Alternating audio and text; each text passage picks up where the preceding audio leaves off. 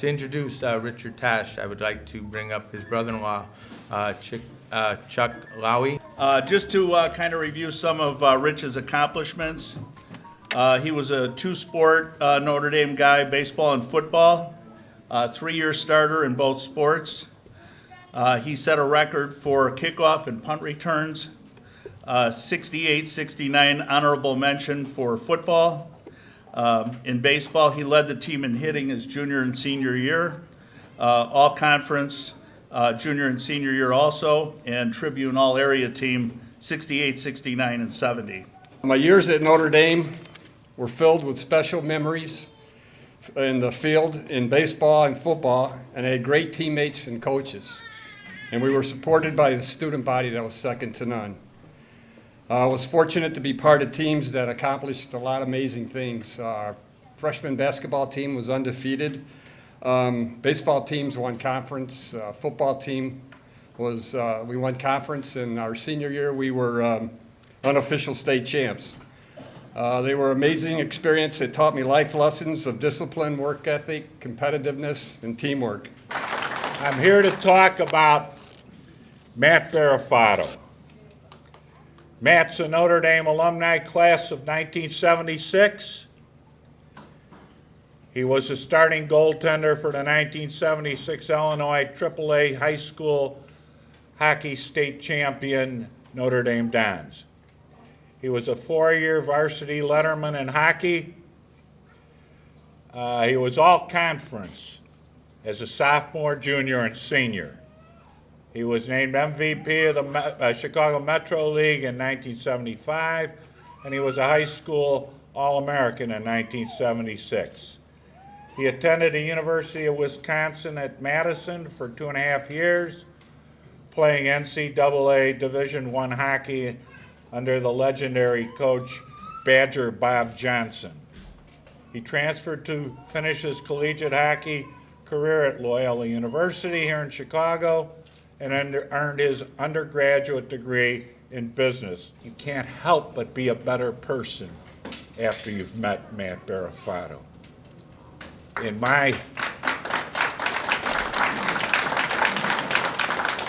43 years as a high school teacher and coach, he is one of the most special human beings that I have ever had the opportunity and the pleasure to be associated with. It gives me incredible pleasure to present to you. Wait, I almost blew the one line I had saved. Oh, God. Us coaches have a way of saying it this way. Big-time players play big in big games. And nobody ever played bigger than Matt in the state championship. Matt Baruffi. I'm here today to tell you why Notre Dame High School, what I learned at Notre Dame High School. You know what? I learned 4 things being here at Notre Dame: faith, scholarship, service, and friendship.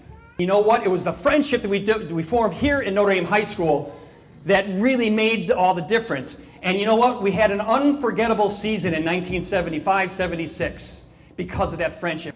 It's my pleasure to introduce our third inductee. This would have been done by our wrestling coach, Augie Genovese.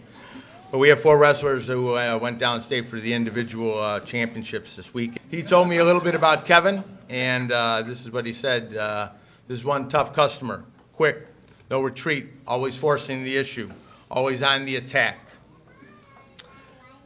You'll find Kevin Hennigan's name all over our Notre Dame wrestling book. Most reversals in career, 99. Best stats, 1981. 2-time wrestling MVP, 1980, 1981. Most takedowns in 1980 and 1981. I had a great experience at Notre Dame. I had the good fortune to play football and wrestle with a lot of great guys. We had some exceptional teams when I was here. Some of the fellas are here tonight that I played football and wrestled with. We had great teachers here, great coaches like Augie Genovese. One of them mentioned John Schaus, Don Hellman, just a lot of great people and a lot of great clergy and teachers that helped us on our path. It's an honor for me to introduce our 4th inductee, football player who I had the privilege of working with in the early 1990s. A fluid, tough running back, good speed, a north and south runner. Quick to the hole, powerful, aggressive. He looked for people to hit, and that's what made him so good. He was a leader in action. He demanded the best out of himself, and he demanded the best out of his teammates. That's why Anthony Napolitano is on the Wall of Fame. Anthony? Probably heard this a gazillion times, but I remember the first day I walked in here and looked at the Wall of Fame, and you kind of look at it and you say, oh, that's incredible. And I saw my grammar school coach, and I knew he was an icon, Pat Kelly, and I said, you got to be a real somebody to be on that wall. And I looked at it every day and dreamt of being on it, and I never really thought I would be on it. I thought I was a decent player, and I gave it my all. It's an honor to be on the wall, but it's about family, and it's about Notre Dame family, and it's about the people that supported you and the coaches that took the time to support you. To me, that's the biggest honor. The first gentleman that I'll be talking about is Brad Tokars from the class of 1998. Let me tell you something about Mr. Tokars. I called up Coach Hogan and I said, Coach, Brad's going on the Wall of Fame. What do you want me to say about Brad? And he says, real quickly, he didn't hesitate. This is what he said. He said, when I was coaching Brad Tokars, this is what I said. I hope that someday my son could grow up and be the same type of individual as Brad Tokars. That's pretty strong. One thing I want to get across to some people, especially the younger kids out there, is just really believe in yourself. And coming here to Notre Dame, I was always the smallest guy. And all the teams I played on, I was one of the smallest guys. And it's a common story I tell a lot. But I came here, I was told I might not be good enough to play here. I was too small. Question I was asked, I remember the first couple of weeks of school, is what do you want to be when you grow up? Me being the kid coming here at 13, I wanted to be a baseball player. That's all I wanted to be. And I remember being shot down, saying, you might be too small. We have a great program here.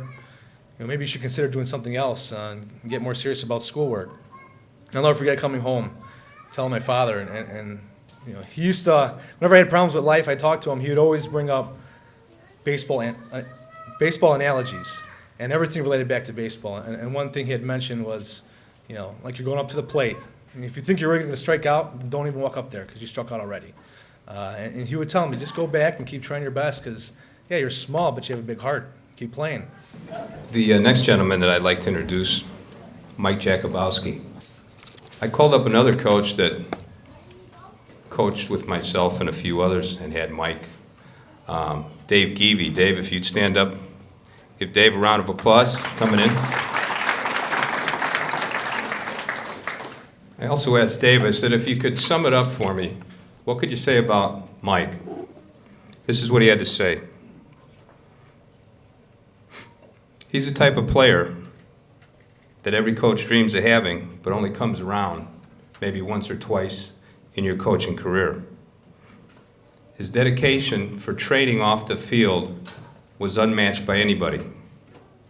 He wanted the ball all the time as a pitcher. I remember we used to kid with Mike, he was so serious.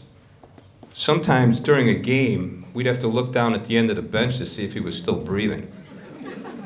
He was in a zone. He was very, very serious. Everything that he did before he crossed those white lines made him the player that he was. Anytime we needed a big game, we needed a big pitch, we needed a big out, Jakubowski was a guy we went to. When we used to walk by the wall, I said someday, I want to be on it, and that day is here. I truly have the greatest experience in the world, and I think all of us do. All these honorees tonight, it all stems from family and community. Coach Hennessy, I don't remember a time when I walked to Notre Dame, I think it was always open. I was always able to come here and work out or hang out. So it's the best place in the world. Notre Dame would like to honor its second team, the 1959 Notre Dame baseball team. Just a little bit about this team. They were the first Notre Dame team to win a conference title. They won 18 straight as they neared the state playoffs. The team ERA, earned run average for the pitchers, was 1.35. 8 strikeouts per game, 2 walks, 4 hits per game. That's what they gave up. The team batting average was .353.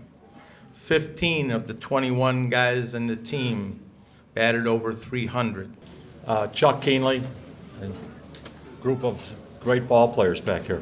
I want to tell Dick, when Dick Allegretti called me and said that our team was being inducted into the Wall of Fame, my first reaction was, it's been 51 years.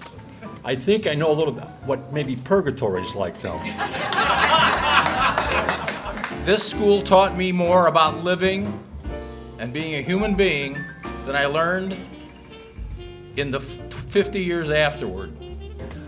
Anytime I have an opportunity, I always tell everybody the most influential time in my life was the time that I spent in this place. And coming back here after 50 some odd years, I love this place, and I hope you all do too. Thank you.